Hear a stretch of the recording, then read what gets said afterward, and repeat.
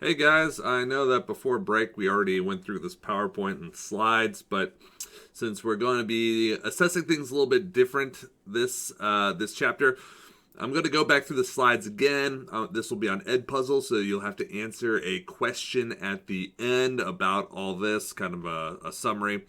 So just pay attention again. Hopefully, this will re-jog your memory of what we talked about Roman roads and Roman travel. And so here we go. So, as I talked about previously, the Roman network of roads were perhaps the most extensive in all the Roman world. In fact, they were the most extensive. There was nearly 56,000 miles of road that crisscrossed the Roman Empire. That's enough to wrap around the world twice. And Roman roads really were one of the reasons why Roman civilization was able to stretch as far as it did, and why the Romans were able to maintain such a large empire in a time before, you know, airplanes and internet and phone and that sort of thing. And the way that it did it was, first, it allowed troops to move very quickly around the empire. It allowed them to maintain a smaller standing army than you might expect for an empire of that size. And it also allowed trade to flourish, and it made travel around the empire easier for normal Roman citizens. And how we know so much about how roads were built and the importance of them was through a Roman author named Vitruvius. And he was a Roman architect and engineer, and he wrote a book called De Architectura, which is one of the only surviving texts about Roman and classical architecture that survived today. And he laid out an outline of how the Romans built these roads and why they were so important. And he also kind of talked about, Roman theories of, philosophical theories about architecture, what inspired classical architecture. For Vitruvius, he looked at the proportions of the human body and how, different parts of our body were proportioned to other parts of our body, and that really interested him. And he said that that was a big part of the classical building style, architecture style, was based on this. That was, of course, then picked up by Leonardo da Vinci in the Renaissance. He also kind of appreciated this treatise that Vitruvius wrote about architecture, and so he sketched out the famous sketch, the Vitruvian Man, off of that. If you want to go through and read all this, you could stop the video and read that. Basically, this is Da Vinci's notes scrawled alongside his sketch, based on all of Vitruvius's writings on human proportions. And you all did a little activity, hopefully, this week using Roman measurements to test out to see how accurate these are. So, how Romans built roads, all right? First, they had to be surveyed. If you've ever been driving along the highway and see a guy looking through some weird-looking binoculars on the side of the road, it's probably a modern surveyor. But the Romans didn't have, like, a GPS satellite data. They didn't have these fancy magnifiers to survey and plan out the routes of roads. Instead, they had a simple device called the groma, which you see here, which is basically a stick that would they'd stick in the ground, and then they would dangle lead weights off the ends of this cross right here, and that would help them draw perfect lines somehow. I don't really know how it worked, but anyways. You can always note a Roman road because they only went in straight lines, and they weren't able to make curves very accurately. So whenever they had to turn, they do it at right angles. But they tried to avoid turning the road as much as possible. They'd fill in valleys, they would cross rivers, they would pretty much do the best they could not to have to divert a road. So it's just, we believe that if surveyors had to go across a valley or mountain and couldn't see it, they would use smoke fires as a way to help plan out these routes. And as we said, some of the routes along the Amalfi Coast and in Italy today are basically built right upon the old Roman roads, which is why some of them are pretty precarious. The switchback roads that run through the Italian mountains can be fun to drive on. So the steps that they would take to make a Roman road. First, they would choose out, of course, the direction, the route that the road's going to take. Then they're going to cut down into the ground about 5 feet. And Roman roads were about 20 feet wide, enough for 2 carts to pass each other.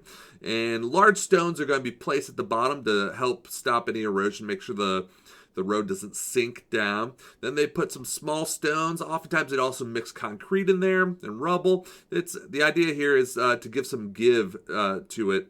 And then a rolled layer of concrete is poured on top of it.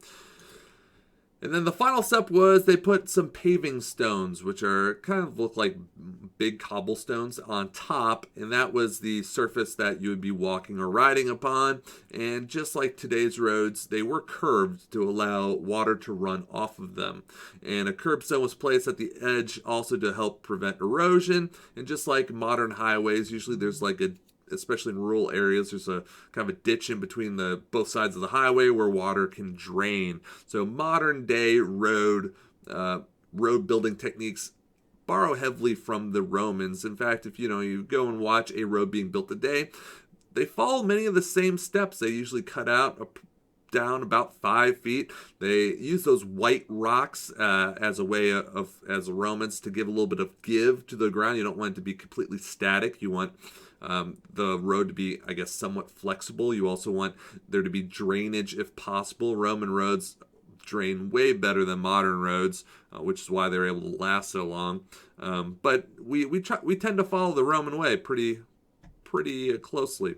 So here's just an illustration of what the road would look like if you kind of cut it and dissected it and looked at it. You have your paving stones at the top, your cement and broken tiles, your larger kind of pebbles at the bottom, and then your large kind of foundation stones. And here are Roman roads that you can go today when you're walking along Pompeii. You can still see the roads are in pretty good shape a few thousand years later. In fact, the Romans built them to last between 180 years before needing any improvements or maintenance. If you think about how long our roads last today, maybe 5 years or so, the Romans made these roads built to last. So the original purpose, just like our modern highways, was for the military. If there is a military crisis in the United States, all the major highways will be shut down for military purposes first and foremost. So this allowed the Romans to move troops quickly around. Romans were known for their quick movements. Oftentimes, enemies that are rebelling, the Romans would be on top of them before they could even get all their troops together. That was something that aided the Romans in many campaigns and wars, was the quickness that they were able to move around the empire. And this helped them maintain control of the provinces. People knew that they raised a rebellion, the Romans would be on them really quick. It helped dissuade a lot of what might have been revolts or rebellions throughout their provinces. And as time went on, though, and especially as provinces were no longer unruly, there was no longer really a threat of rebellion in those provinces anymore. They had become Romanized.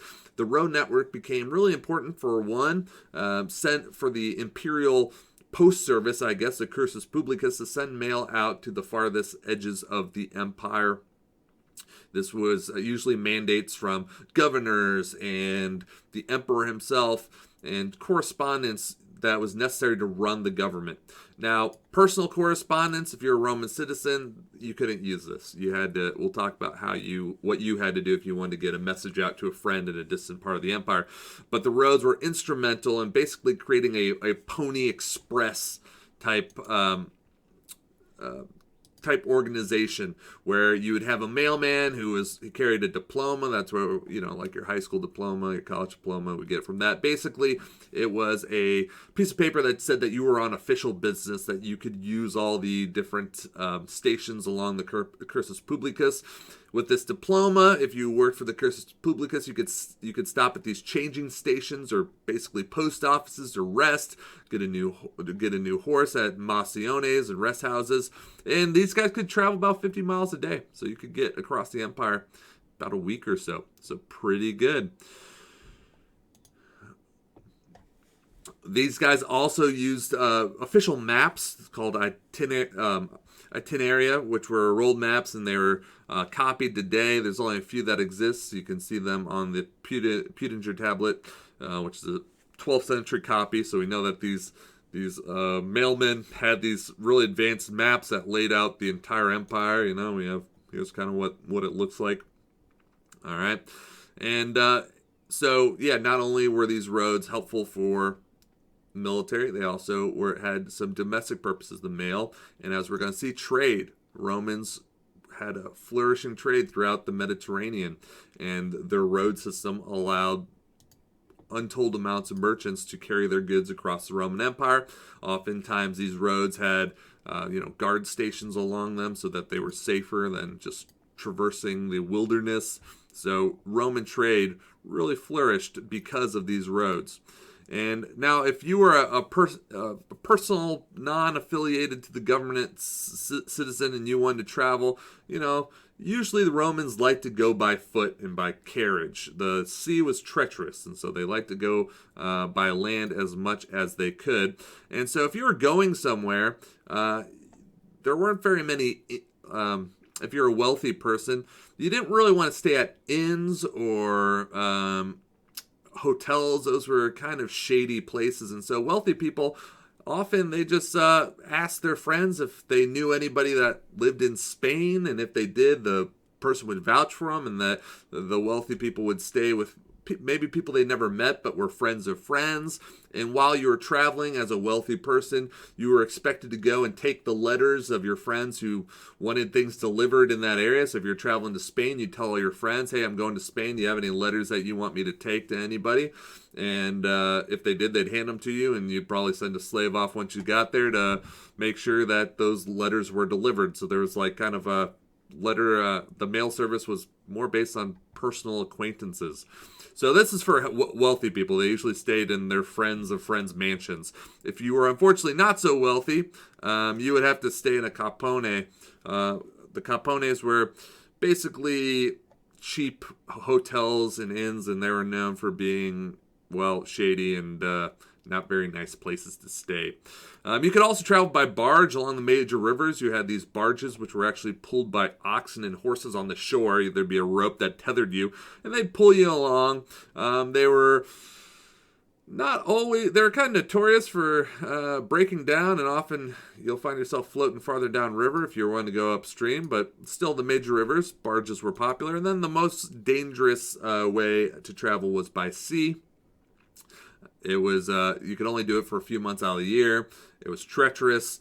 Roman ships, especially the ones that were carrying amphora, were known to capsize. All right. Pirates were a constant threat throughout the Roman era. So some people took this route, but again, Romans tended to, they like to stick towards land as best as they could. And as we've already talked about, Romans were so superstitious. Before they left anywhere, they'd check their omens, their auguries, and all sorts of things. So the big takeaway is Roman roads allowed for the military to exert control over the large extent of the empire. It allowed Roman government to continue to operate and to effectively communicate with the far-flung regions that it controlled, and it allowed trade to flourish throughout the empire, and basically, of course, allowed ordinary Roman citizens to freely travel around the empire. And today, in the era of airplane travel, we take for granted how hard it was for ancient people to even leave their hometown. But for the Romans, you could be born in Britain and travel to Syria pretty quickly. You can make it to the end of the empire and do so safely. And that's why really the Roman Empire was able to flourish for so long. So anyway, hopefully you got something out of this, and I will see you guys